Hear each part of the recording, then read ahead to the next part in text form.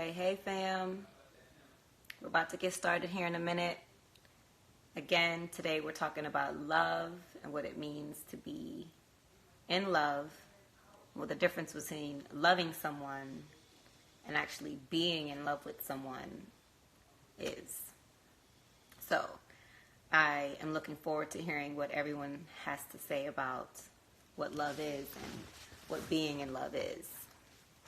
So today should be an interesting topic of discussion today, because everyone has their own perception of what love is and what it means to actually be in love with someone. So I have talked to a few people, and I've gotten some insight from some other people that I've talked to, but I'm curious to see what all of the followers and everyone here that's tuning in, what they have to say about what they think or deem love to be and being in love to be. So that's what we're going to be talking about today, y'all. Are y'all ready? Y'all ready for this? Are you ready for this? Give it a few more moments and we'll get started here. I know it's Friday. Everybody's trying to go out, probably drink. But it's not going to be too long of a talk. So, for the people that are on live right now, anyone have anything they'd like to give as far as what they think love is or what being in love is? What y'all got for me as we wait for other people to chime in? What y'all got? I see y'all on here. Anybody? No? Y'all being shy today? Let's not be shy. Come on. I know you guys have something for me. Alright, so what is love and what does it mean to be in love? So,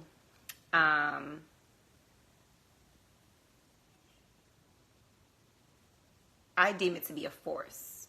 And first I'm going to give you the definition of a force so that you can better understand where I'm going with this. So, definition of force by dictionary.com is a physical power or strength possessed by a living being.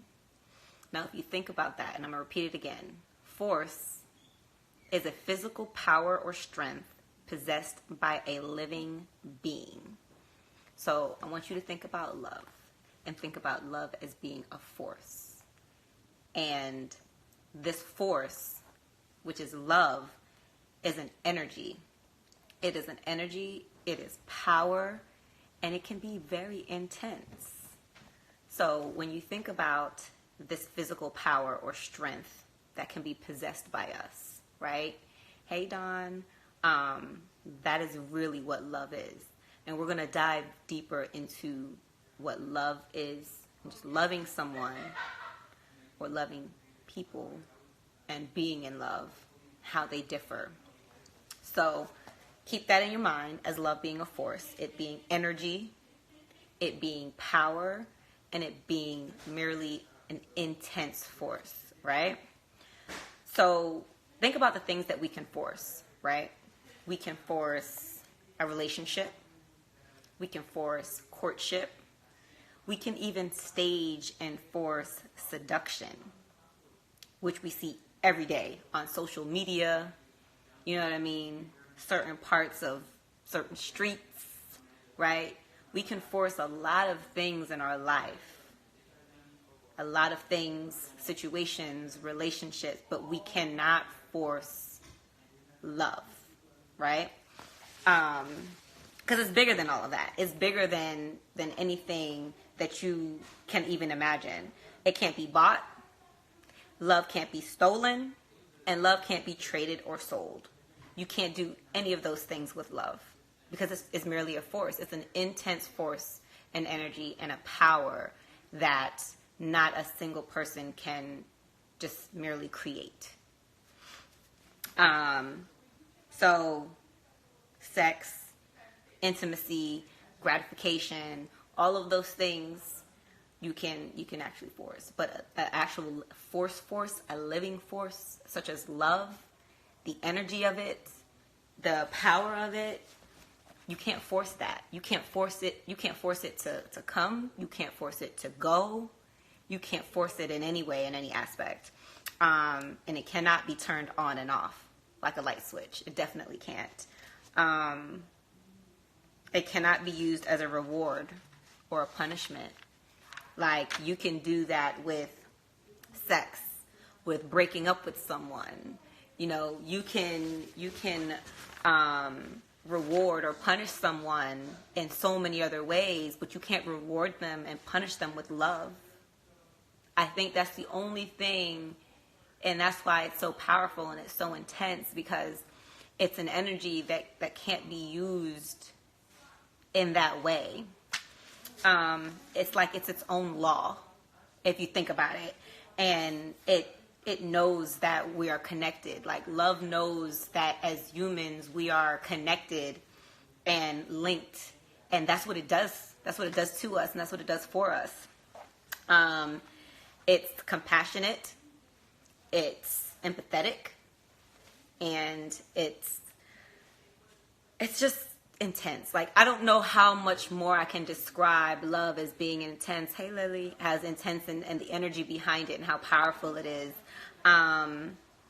With love, you never have to leave or never have to give ultimatums with love. And that goes back to when I said that it can't be used as a reward or punishment, because you can't give it an ultimatum. You can't say, do this, or I'm going to do that, or do this, or I'm going to do that, because you can't say that with love. You can't say, if you don't do this, or if you don't do that, that I'm not going to love you, because it doesn't work that way. You know, you can say that with, I'm not going to be with you. You can break up with a person. You can say, do this or do that, or I'm going to be upset. But you can't do that and say that with love, because it's just so powerful, and that energy and that force is so intense that it's not something that can be used as a punishment or a reward. That you just can't. That's the only thing I think that in life you cannot do that with. You can do it with sex. You can do it with a relationship. You can do it with courtship. You can do it with all of those things you can use as a punishment or reward. But you can't. You think that's funny, but you can't do that. You can't use love as a punishment or... Oh, there we go. I had some connection issues. Thank you, Tarika. Where was I? Anybody want to chime in? Feel free. I can bring you on live to chime in on the discussion. Love doesn't cause you to want to make someone promise you something. Like, you can't use love as, what's an example I can use? You have to promise me that you'll never leave me, or promise me that you'll never hurt me. You can't use love and do those things. Like, love doesn't cause you to want to do those things to someone. You know what I mean? Do this or else. If you love me, then you'll never give up on me. Or if you love me, then you'll never love anyone else. Yeah, it can't be used as a bargaining tool, like Lily just said. It isn't something that can be reserved for one person either. Like, a lot of people think that, because you love them, that you can no longer love anyone else. That's not true. If that were the case, we would never love. To be honest, we can't aim it at one person or another person. For example, think about your friends and your family and your kids. Think about how many people in your life that you truly and deeply love. So it can't be used for just one person. Like, that's not how the force works. That's not how the force of love and the energy of love works. Like, it's not made that way. It wasn't created or designed that way. Love allows room for growth. It allows room for pain, for anger, for grief. It allows them to be expressed and released. Again, it's a force. It's an energy. And for those of you just chiming in, I use the definition of force, which I got from dictionary.com, as force being a physical power or strength possessed by a living being. And that is what love is. It's a physical force. not physical force, but it is a force. It's an energy. It's a power, and it is very, very intense. And I reiterate that so that you guys can understand exactly what I'm referring to. And I also mentioned earlier, it can't be bought, stolen, traded, or sold.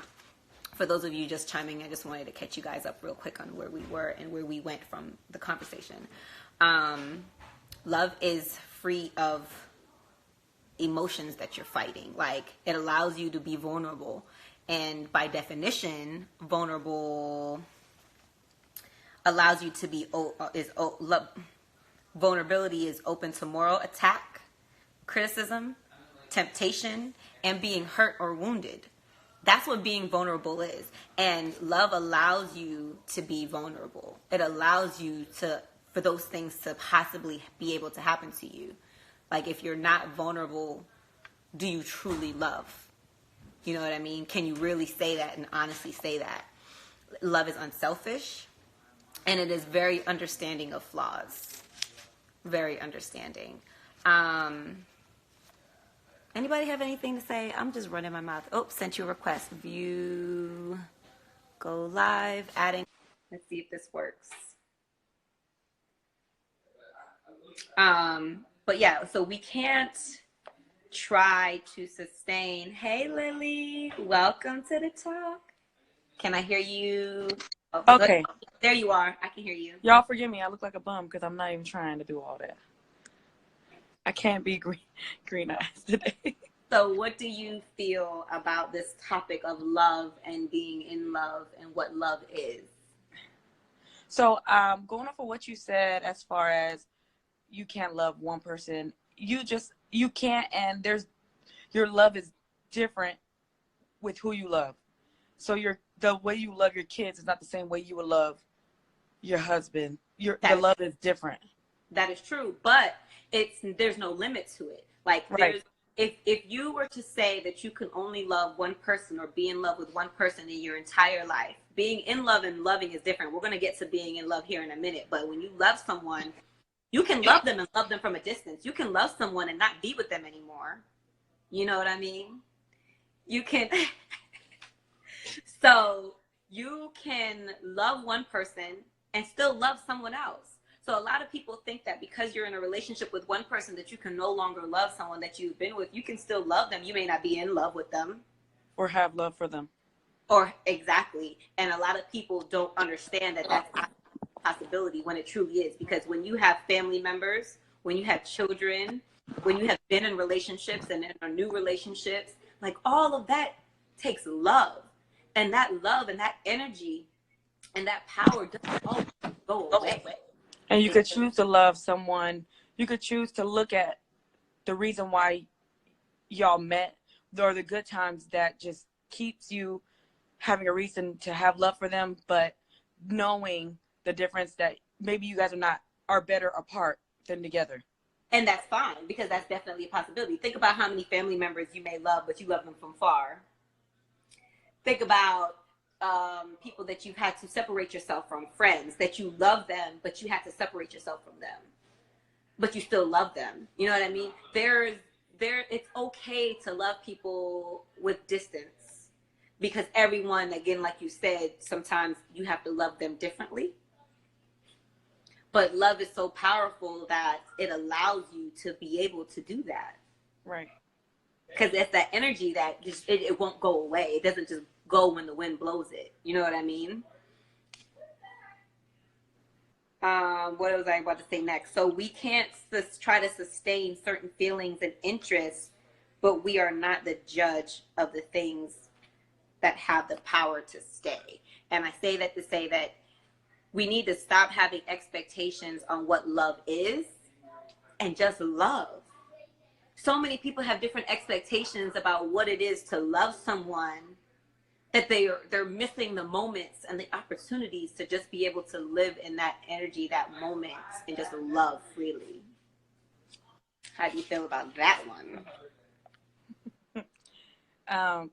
I agree. When you can't put a limit on anything, that's what I feel like. That's when the problems come in, right? Because you can't compare a love that you have for someone in a previous relationship or something to the one that you have now. When you Right. start putting limits on it, that's when problems come because, and I think people do it without even noticing. And you created something that could be simple to a toxic type of love. Expectations. And Right. yeah, and that's where disappointments come. Disappointments come from expectations. And when you have certain expectations of love or what it means to love, and you don't get that, or it's not reciprocated in the way that you're providing it, then that's when the disappointments come and you don't feel that someone's loving you the way that you feel that they should because you have a certain expectation. Like Keisha said last time, the love language is the way that you respond, the way you want to be loved is not the way that someone else. So physical Yes. touch, some people like to be touched and someone else Yep. will respond in their love language to you, but you're like, that's not what I like. I like gifts or I Right. like quality time, but they want to touch you all the time. And you like, please, octopus hands. Like, Right. calm down. You know what I'm saying? So you have to know, and then that's with kids, that's with family, that's with someone that you're intimate with. You have to know what it is they need in order to feel love. And you have to know that person. And if you know that person well enough to know, then it's gonna happen. You can figure it out. You just have to want to figure it out. If any of you have not read the book, definitely read it. It's the 5 Love Languages, and they also have it for children as well. And they also have a test that you can do online. Yes. And you can figure out from there is a love top test to the bottom. Yep. So I would suggest that. So now I'm going to go into love for loving and being in love. So I have some bullet points here, and I want to see how you guys feel about it. So I have loving on one list, loving versus being in love. So when you love and you're loving someone, that goes into you. Those are loving someone are in your thoughts, and you can wish the best for someone because you love them, right? And you love you when you love someone, you do something you want to do things that makes them happy. You know what I mean? That's something that you do when you love someone. I bought the 5 languages. Good job, Tarika. It's really they have it for spouses. For spouses, and they have it for children. Caring for them. When you love someone, you could care for them all day and forever. Love is an emotion, and sometimes that emotion of love comes with perks. Like with everything else, sometimes certain things come with perks, but there's levels to it, right? Just like with everything else. It's about owning how you feel. And I say that to say because sometimes you can love someone, but you have to love them for a distance. Or sometimes you can love someone, but you got to let them go, right? But when you're in love with them now, the flip side is when it gets a little bit more intense, right? Love already is intense, but there's levels. And when you're in love with someone, that's like the highest level that you could possibly hit. Like that's the threshold of the levels of love, okay? It's like an emotional high, right? It's like reaching a goal when you're yearning for time and wanting to get to know more and more and more about a person that you're with. That's when you know you're in love with someone. You're all in. You're all in. You want to build more of the relationship that you already have. You're reinforcing, key word, you're reinforcing what you already have once you're in love. I'm going to say that again. You're reinforcing what you already have once you're in love. Because you remember levels, you hit the love, and when you're in love, you want to keep the wheel going, right? With that reinforcement. Because it doesn't get any higher than that level. And what goes up can definitely come down. You can fall in love with someone, but that can be dropped down to that next level. You can fall out of love with someone and still love them. But when you're in love with them and you're not constantly reinforcing, that can get dropped down to that level that it was at before. Now think about that for a second. Being in love is what our minds create with the feeling and emotions that we have for that person. Now again, being in love is what our minds create with the feelings and emotions, because love is a feeling and an emotion, but it's what we do with that that then deems when and if we're actually in love with them. But the reality of it, back to the love languages, may not always be your, what do I have written down here? Your version of love. And I say that to say this. My version of love may not be your version of love. So when we have expectations of what my version is and you're not meeting that version, that's when disappointment comes. So we have to realize what the love languages are, right? But then also use that and reinforce that those feelings and emotions that we have when we love someone to stay in love with them. Because think about how many people or relationships that you've been in that you were deeply in love. You know, come on. We have been in love when we've been yearning time, wanting more, wanting to get to know more. That's that ultimate high. But then when that goes away and you're no longer with them, you may have love for them. You may love them, but you're not in love with them anymore. And that can happen in your marriage. That can happen in your relationship if you're not reinforcing those things, those feelings, and those emotions. Because again, what goes up comes down, right? And that's that ultimate high in that level. But we don't always stay high, you know. Right. And you definitely gotta understand. I don't know. I can neither confirm nor deny that feeling. You know. You also gotta understand, along with the love languages and understanding what someone's love language is, you have to understand that some people might want to be in love, but they might not know what love is. People have different definitions of love or what they might have felt. Some people think that love, they were in love, but they were just in a strong lust. That nobody really.